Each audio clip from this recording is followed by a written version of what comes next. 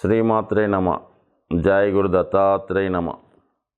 ఈ వీడియోలో మనం 2024 సంవత్సరం మార్చి నెలలో సింహరాశి వారికి మాస ఫలితాలు ఏ విధంగా ఉండబోతున్నాయి అన్న విషయాన్ని మనం ఈ వీడియోలో పరిశీలిద్దాం. సింహరాశి వారికి ముఖ్యంగా రాశ్యాధిపతి సూర్యభగవానుడి యొక్క గమనం మీద జాతకుడి యొక్క అభివృద్ధి పతనం రెండూ కూడా ఆధారపడి ఉంటాయి. అలాగే ఆరోగ్యం, ఐశ్వర్యం, ధన సంబంధించిన విషయాలన్నీ కూడా ఈ రాశివారికి సూర్యభగవానుడి యొక్క స్థితిపైన ఆధారపడి ఉండడం జరుగుతుంది. మరి అటువంటి సూర్యభగవానుడు ఈ నెల 14వ తారీఖు వరకు కూడా సప్తమ స్థానమందు శని భగవానుడితో కలిసి సంచరించడం జరుగుతూ ఉండదు. ఏదైనా ఒక గ్రహం తన సొంత రాశిలో ఉన్నప్పుడు ఎక్కువ బలాన్ని కలిగి ఉండడం జరుగుతుంది. తన యొక్క రాశి నుంచి 7వ రాశి వరకు ప్రయాణించే సమయంలో తన బలాన్ని నెమ్మదిగా కోల్పోవడం జరుగుతూ ఉంటుంది. ప్రస్తుతం సప్తమ స్థానంలో ఉన్నటువంటి రవి బలహీనమై ఉన్నాడన్నమాట, ఒక విధంగా అస్తమించినట్టు. సో ఈ కారణం వల్ల జాతకుడి యొక్క వ్యక్తిగత సామర్థ్యం 100% తగ్గిపోవడం జరుగుతుంటుంది. అయితే అక్కడ ఉన్నటువంటి శత్రుగ్రహం అయినటువంటి శనిగ్రహంతో కలిసి ఉండడం వల్ల మరి ఎంత గొప్పవాడైనా ఈ రాశిలో జన్మించిన వాడు, అది ఎంత గొప్ప నాయకుడైనా మరి కంపల్సరిగా తనకన్నా తక్కువ స్థాయి వారి యొక్క సహాయం కోరవలసి రావడం కానీ, అటువంటి వారితో మరి ఓడిపోవడం కానీ జరుగుతూ ఉంటుంది. ఏదైనా మొత్తం మీద మరి ఈ రవి శనిల కలయిక సప్తమ స్థానంలో ఉండడం వల్ల జాతకుడికి ఒక రాజకీయ నాయకుడు, ఒక రియల్ ఎస్టేటో, ఒక పారిశ్రామికవేత్త అనుకుందాం, తన అనుచరులు లేదా తన దగ్గర పనిచేస్తున్న వారే జాతకుడికి వ్యతిరేకంగా జాతకుడు పతనానికి కారణం అవడం కానీ, అలాగే తనకన్నా తక్కువ స్థాయి వారి చేతిలో జాతకుడు ఇబ్బంది పడడం కానీ, నష్టపోవడం కానీ జరిగే అవకాశం ఉన్నది. ముఖ్యంగా సప్తమ స్థానం అనేది భార్య స్థానం, అలాగే వ్యాపార పార్ట్నర్ స్థానం కాబట్టి వాళ్ళకి సరెండర్ అవ్వడం జరుగుతుంది. అంటే వాళ్ళు చెప్పినట్టు నడుచుకోవాల్సినటువంటి స్థితి జాతకుడికి ఏర్పడడం జరుగుతుంది. సాధారణంగా సింహరాశి వారికి ఓటమి అన్నా, ఒకరి దగ్గర తలదించడం అన్నా, ఒకరు చెప్పినది వినడం అన్నా 100% ఈ జాతకులకి ఆత్మాభిమానం ఎక్కువ అవడం వల్ల మరణంతో సమానం అవుతూ ఉంటుంది. అందుకే సప్తమ స్థానం అన్నది మరి ఒక విధంగా మారక స్థానం అన్నారు. సో అటువంటి బలహీనత, అటువంటి అవమానం ఈ సమయంలో జాతకుడికి కలిగే అవకాశం ఉన్నది. అయితే మనకి మరి మార్చి 14వ తారీఖు సుమారుగా రాత్రి అనుకుందాం, మరి 8వ స్థానంలోకి ప్రవేశించడం జరుగుతుంది. ఒక విధంగా అష్టమ స్థానం కూడా జాతకుడికి బలహీనతలు, అవమానాలు, అప్రతిష్ట సంబంధించిన విషయాలు తెలియజేస్తున్నాయి. సో అక్కడ ఉన్నటువంటి రాహుగ్రహంతో చేరడం అంటే ఒక విధంగా గ్రహణ యోగం ఏర్పడుతుంది, ఒక విధంగా పితృదోషం ఏర్పడుతూ ఉంటుంది, ఒక విధంగా సర్పదోషం ఏర్పడుతూ ఉంటుంది. సో ఈ కారణం వల్ల ఎవరి జన్మజాతకంలో ఇటువంటి దోషాలు ఉంటాయో, అంటే సర్పదోషం కానీ, పితృదోషం కానీ, గ్రహణ యోగం కానీ ఉంటుందో ఆ జాతకుడు స్వభావసిద్ధంగా జీవితంలో అభివృద్ధి చెందలేకపోతుంటాడు, వృత్తి సంబంధించిన విషయాల్లో ఎదగలేకపోతుంటాడు, వచ్చిన అవకాశాలు చేయిజారిపోతుంటాయి, తనకన్నా తక్కువ స్థాయి వాళ్ళు ఉన్నత స్థాయికి వెళ్తూ ఉంటారు. కొంతమందికి వివాహం జరగకపోవడం, వివాహం జరిగిన సంతానం కలగకపోవడం, అన్నదమ్ముల విభేదాలు, తండ్రితో విభేదాలు, ఎక్కువగా సింహరాశి వారికి తండ్రి గారితో విభేదాలు ఉంటాయి, లేదా సంతానంతో అభిప్రాయ భేదాలు ఉంటాయి.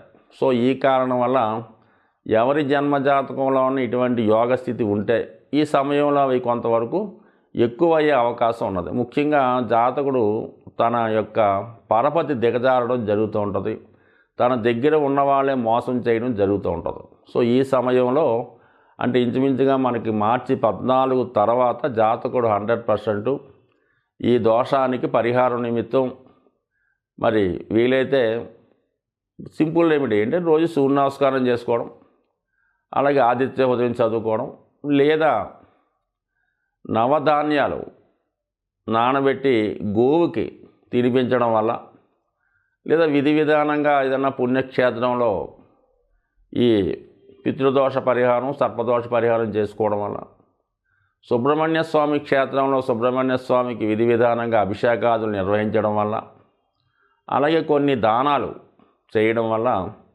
జాతకుడు ఈ దోషం నుంచి బలయ్యే అవకాశం, విముక్తి అయ్యే అవకాశం ఉంది. సో అలాగే ప్రస్తుతం ఈ దోష ప్రభావం వల్ల రాబోయే నెలంతా కూడా జాతకుడికి మరి ఇటువంటి రవి వల్ల ఇబ్బందులు ఉన్నాయి కాబట్టి కంపల్సరీగా జాతకుడు ప్రతి ఆదివారం కూడా ఏదైనా సూర్య దేవాలయం లేదా విష్ణుమూర్తి దేవాలయం దర్శించి అక్కడ విధి విధానంగా అక్కడ ఉన్నటువంటి స్వామిని దైవంతో పూజించి, వీలైతే నవగ్రహాల్లో సూర్య భగవానుడికి ఆదివారం రోజు అభిషేకం చేయడం కానీ, నవగ్రహ ప్రదర్శన చేయడం కానీ, అలాగే మరి ఏదైనా గోశాలలో జాతకుడి యొక్క నిలువెత్తు తను ఎంతైతే బరువు ఉంటాడో అంత బరువు గల గ్రాసాన్ని, అంటే చిట్టు తవుడు గడ్డి అలాంటి వగైరా ఆ గోశాలలో డొనేట్ చేయడం వల్ల కానీ కంపల్సరీగా జాతకుడు ఈ దోషం నుంచి బయటపడే అవకాశం ఉంటుంది. వీలైన వాళ్ళు కొంతవరకు చేసుకోవచ్చు, లేని వాళ్ళు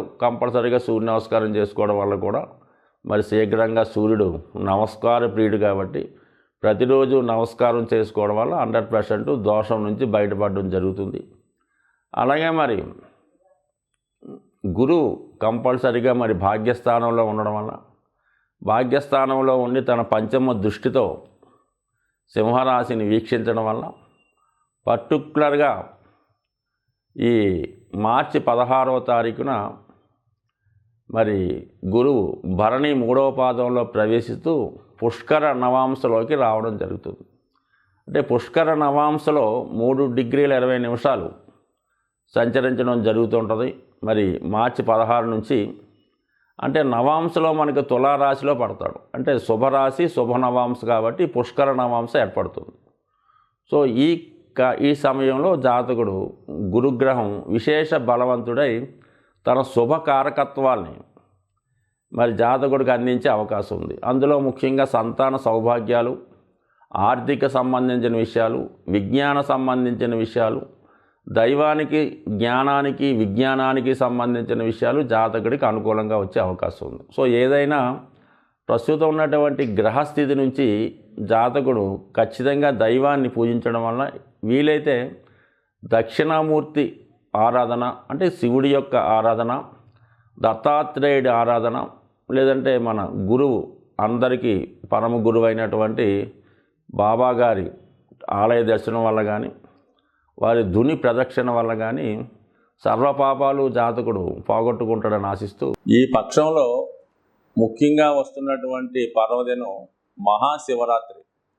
అది మనకి మార్చి 8వ తారీఖున రావడం జరుగుతుంటుంది. శివరాత్రి రోజున ఖచ్చితంగా ఏ రాశివారైనా సరే శివానుగ్రహం కోసం ఆ రోజు ఖచ్చితంగా ఏదో ఒక శివాలయాన్ని దర్శించి అభిషేకం చేసేటటువంటి మనకి అంత అవకాశం దొరకకపోయినా కనీసం శివుణ్ణి కళ్ళారా దర్శించడం వల్ల, లేదు బయట ఉన్నటువంటి శివలింగాన్ని అవసరమైతే కొద్దిగా అభిషేకం సొంతంగా చేసుకోవడం వల్ల నవగ్రహాల యొక్క అనుగ్రహానికి పాత్రలు అవడం జరుగుతుంటుంది. ముఖ్యంగా ఈ మనం ప్రతి వీడియోలో కూడా మాస శివరాత్రి ఈ శివుడికి అభిషేకం చేసుకోమని చెప్తూ ఉంటాం. అంటే మాస శివరాత్రి ఒక్కరోజు శివుడికి అభిషేకం చేసుకుంటే మొత్తం ఆ నెలంతా కూడా శివుడికి అభిషేకం చేసినట్టుగా మీ ఖాతాలో రాయడం జరుగుతుంది. అలాగే ఒక మహాశివరాత్రి రోజు మీరు అభిషేకం చేసుకున్న, శివుణ్ణి దర్శించిన, ఖచ్చితంగా సంవత్సరం మొత్తం ప్రతిరోజు అభిషేకం చేస్తే ఎంత ఫలితం వస్తుందో అంత ఫలితం మీకు ఈ మహాశివరాత్రి రోజు వచ్చే అవకాశం ఉంది. పైపెచ్చి మరి 8వ తారీఖున, అంటే న్యూమరాలజీకి సంబంధం లేకపోయినా 8వ తారీఖు అన్నది శని భగవానుడికి ఇష్టమైన రోజు కాబట్టి సాధ్యమైనంత వరకు ద్వాదశ రాశుల వారు కూడా ఈ మహాశివరాత్రి రోజు వీలైతే జాగరం అంటే 7వ తారీఖు నైట్ జాగరణ చేసి వేకువజామునే ఈ శివలింగాన్ని దర్శించుకోవడం, శివక్షేత్రాన్ని దర్శించడం వల్ల కంపల్సరీగా మీకు సాధ్యమైనంత వరకు ఆ రోజు నియమంగా ఉపవాసంగా అంటే మనం ఆ రోజు ఏం చేస్తే మొత్తం సంవత్సరం అంతా చేసినట్టు వస్తూ ఉంటుంది కాబట్టి సాధ్యమైనంత వరకు ఆ రోజు నియమంగా ఉండడం, వీలైతే అభిషేకం చేసుకోవడం జరుగుతూ ఉంటుంది. సరే, ఆరోగ్యం కొరకు అభిషేకం చేసుకుందాం అనుకున్న వాళ్ళు ఆవు పాలు, ఆవు పెరుగు, ఆవు మజ్జిగతో చేసుకోవడం వల్ల ఆరోగ్యం వస్తుంది. ఐశ్వర్యం కోసం ఎవరైతే అభిషేకం చేద్దాం అనుకున్నారో వాళ్ళు చెరుకు రసంతో కానీ పంచదారతో కానీ అభిషేకం చేయడం వల్ల ఐశ్వర్యం వచ్చే అవకాశం ఉన్నది. అలాగే మంచి కంఠం రావాలన్నా, వాక్చాతుర్యం రావాలన్నా, మంచి చదువు రావాలన్నా తేనెతో అభిషేకం చేసుకోవచ్చు. బట్ ఏదీ లేకపోతే శుద్ధ జలంతో అభిషేకం చేసుకోవచ్చు. అలాగే విభూతితో అభిషేకం చేయడం వల్ల మోక్షం పొందే అవకాశం ఉంది. బట్ ఏదైనా శివారాధన చేసుకోవడం వల్ల ప్రస్తుతం ఈ రాశిలో 12 రాశుల వారికి ఉన్నటువంటి దోషాలు ఖచ్చితంగా పరిహారం అవుతాయి.